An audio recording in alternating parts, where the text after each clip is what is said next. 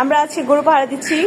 This is Kazi Surabhi, this is Kazi Sathi, this is Zahid Ahmed and me Kazi শিফা।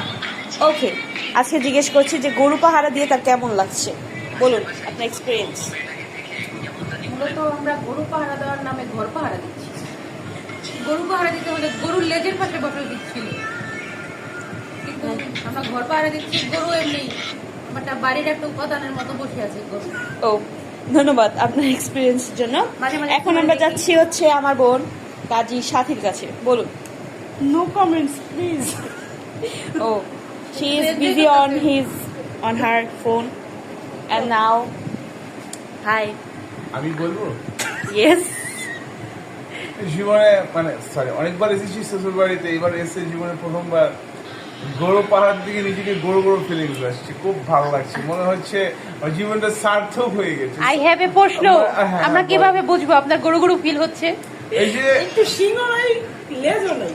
চুলটা এরকম লাগছে, এটাই তো ফিলিংস আছে দাদা।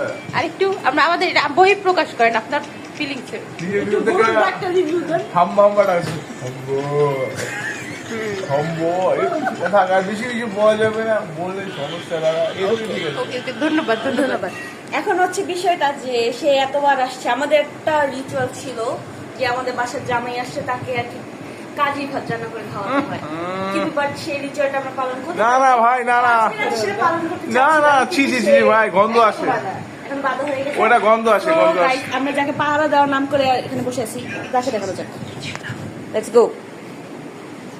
ওয়েট,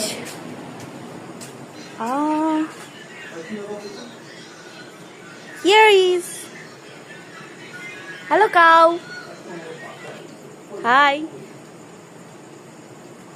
তাকাচ্ছেও না, sorry, she is busy to eating.